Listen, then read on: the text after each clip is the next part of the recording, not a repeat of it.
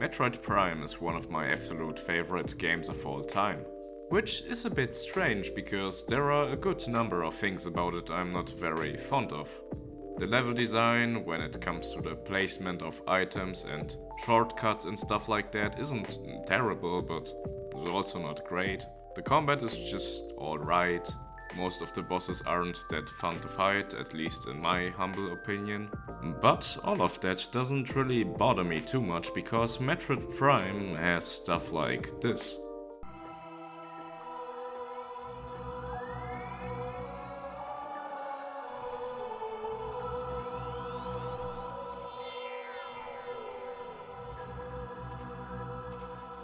Or this.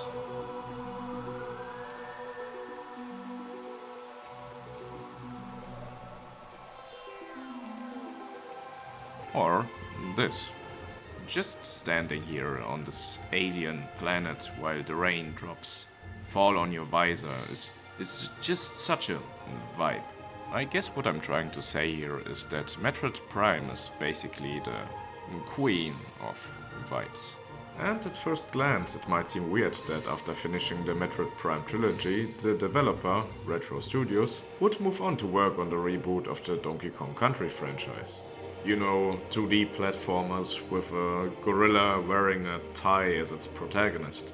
But when you go back to the original Donkey Kong Country games and you reach a level like Coral Kappa's, it suddenly makes so much sense. In their best moments, those games can create an atmosphere that's kind of magical, to be honest. And the thought of the studio who made this, working on a new installment of this, seems incredibly exciting. And while I don't think that the newer Donkey Kong Country games completely capture that really specific vibe that the Super Nintendo games had, it's hard to look at something like the level Sunset Shore and not be completely enchanted by it. Let us just stand here at the beginning of the level for a moment and take in the beauty of it all. The sunset, the red ocean, the lighthouse in the distance, the birds flying around that giant rock, the grass and the leaves of the palm trees gently waving in the wind. It's good, right? It's great. Sunset Shore is the first level in these games that uses this silhouette look. And all of them look great in their own right, and spoiler alert, we will see more of them in this video. But I think Sunset Shore is still my favorite of them all. One of the things I like about it, and that may sound a bit weird and lame at first, is the fact that it is very easy. Wait, I know what you're thinking, but I swear I'm cool, okay? I played through all the FromSoft games, here's footage of me playing Dark Souls, see? Please don't leave. To put it more precisely, I'm glad that Sunset Shore was allowed to be this completely chill experience that doesn't feel the need to be overly challenging. You can kinda just, stroll around and really take in all the charming little details. Like all those butterflies flying away as you pass by them. All those cute ants which you can see in the small underground area. Or these three strange rocks in the background which can be lined up to create the shape of a banana. And then they explode for some reason. This level just feels so alive, you know what I mean? It reminds me of a Disney movie. By that I mean the old Disney, the one that created timeless classics instead of making shitty live-action remakes of those timeless classics.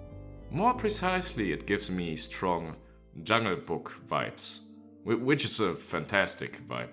To be fair, having a Donkey Kong Country level with Jungle Book vibes doesn't seem that surprising, and you could argue that many of the other levels of the franchise have them as well.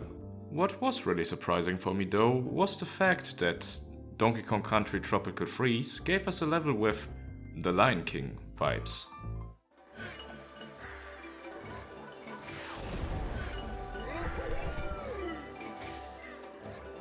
One thing that is kinda interesting about Grassland Groove is that while it shows us several typical African animals, it only does so in the form of puppets and wooden figures and stuff like that, instead of the real thing. Because of that, the vibe of Grassland Groove is less Lion King the animated movie and more Lion King the musical, if that makes any sense. While I just adore the beauty of the backgrounds in this level, I think the most remarkable thing about it is actually the feeling of being part of a celebration it creates. You don't really have many moments like that in games in general, I feel. Off the top of my head, I can think of the New Donk City Festival in Mario Odyssey, and the first few seconds of Mario Galaxy, and that's basically it. I have to say I love that Tropical Freeze doesn't only have an Africa-themed level, but a whole Africa-themed world. It's refreshing to see world themes in platformers that aren't the typical snow, water, lava, forest, whatever stuff. Which doesn't mean that those can't still slap when you execute them right. Vine Valley is the first level of the forest world in Donkey Kong Country Returns, and it's a classical forest level. But it's so gorgeous that I don't really care. I think it's a perfect showcase of one of Retro Studios' biggest strengths. Their ability to put so many interesting and beautiful details into their virtual worlds that even a rather basic setting like this can feel fresh and exciting. I'm especially fond of the lighting in this level. Those sun rays shining through the woods just look so fucking good. All those bugs flying around are also a great touch, like those fireflies and these orange glowing butterfly thingies. I also am a fan of those cute tree houses, especially because they are only here in this one small spot of the level. It may sound a bit silly, but I think putting something like this in only one spot of your level can help a lot to give the player the feeling of moving through an actual place, and not just a level in a platformer where everything in the background is just part of a fucking wallpaper. Speaking of giving the player the feeling of moving through an actual place, one small touch in DKC Returns I absolutely love is that the first level of almost every world begins with a little transition from the setting of the world before to the new one. It's a small detail, but it goes a long way to make the whole game seem like a cohesive journey across an entire island. And I think the transition at the start of Vine Valley, from the cave world to the forest world, is by far the coolest in the entire game.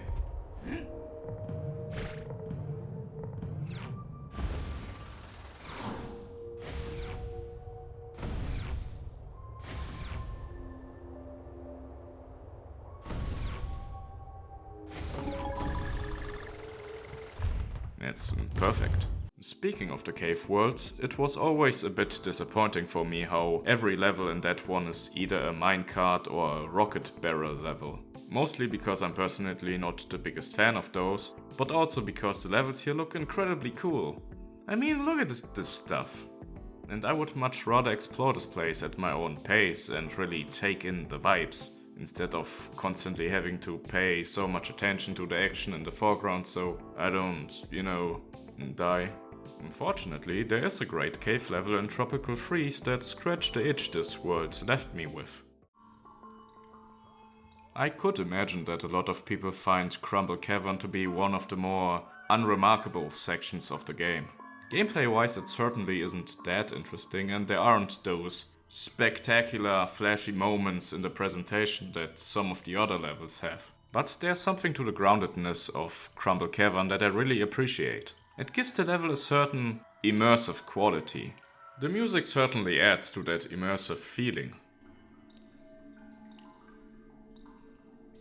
It barely even feels like music to me, it's more like an ambient soundscape.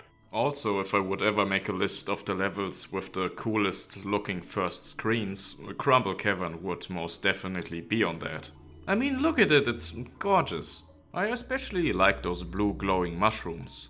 They also show up in the rest of the level, and I think they are a nice touch that make the level visually a bit more interesting.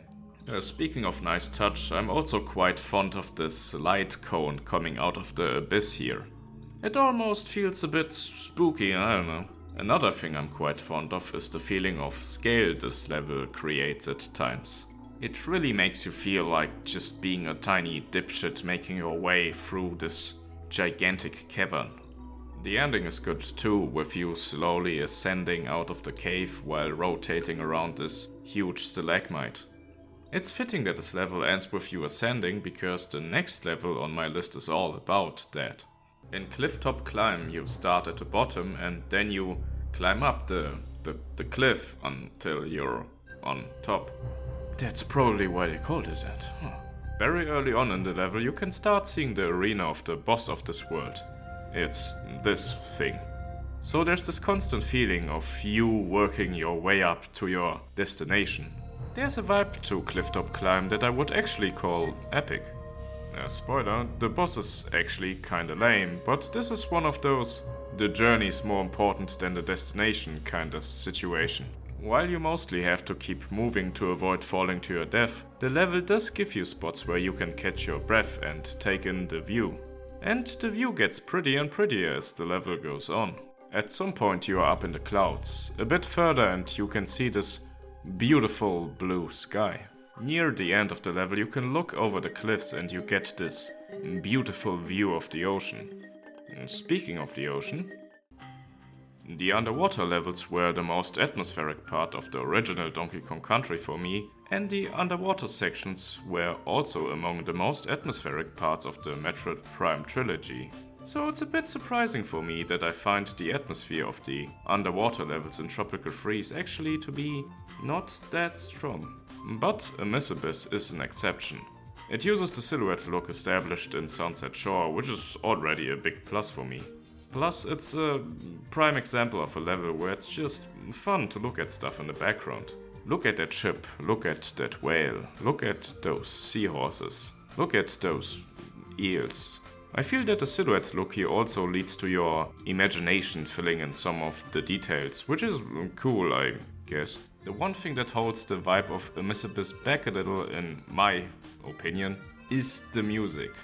Don't get me wrong, the music here is really good, but I think it sounds a bit too friendly, and something more ominous or melancholic sounding might have been better for this level. You know what? Here, let me try something.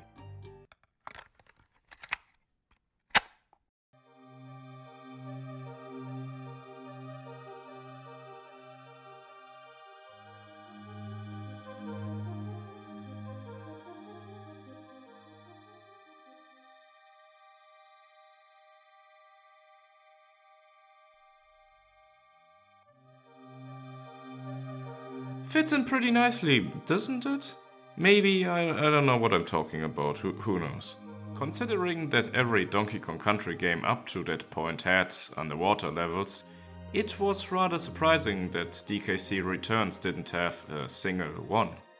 But that doesn't mean it didn't have amazing levels where water was a central element.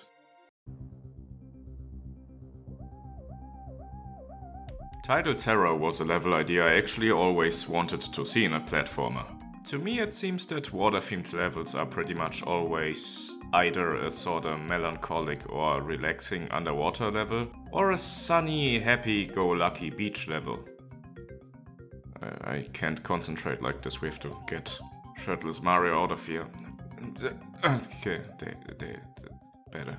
But what I had never seen until Tidal Terror is something about a stormy ocean, and it turns out that for once in my life I was right, because it's actually really cool. The atmosphere in this level is incredible, with the rain and the thunder lighting the clouds up in a purple light. And it has one of the few great music tracks in Returns that wasn't a new version of an older DKC track. Most of the music in Returns was composed by Kenji Yamamoto, who was also the main composer for the Metroid Prime games. And in this case you can really hear that. It does sound like something from the Prime games, but with a Donkey Kong flavor mixed in. The main gameplay mechanic of this level, hiding behind cover from the waves, is great both from a pure gameplay and a vibe perspective. This constant change between danger and pressure, and then these short moments of relief and safety, give Tidal Terror a unique feeling. It almost reminds me of old school survival horror games, in which you are, or at least feel, in almost constant danger. But then they have these safe rooms that give you a sweet moment of comfort. Of course, it's in a much more condensed and weaker form here, but the principle is the same. I think it's also cool that your main enemy in this level is the environment or nature or whatever you wanna call it. These waves don't care about you, but they will end you when you come in their way. In that sense, Scorch Torch almost feels like a spiritual successor to Tidal Terror. But we are not gonna talk about it now, because this video is finished. Maybe I will do a second part of this and then I will talk about it. When I feel like it. But that's not now. Okay, thanks for watching, bye.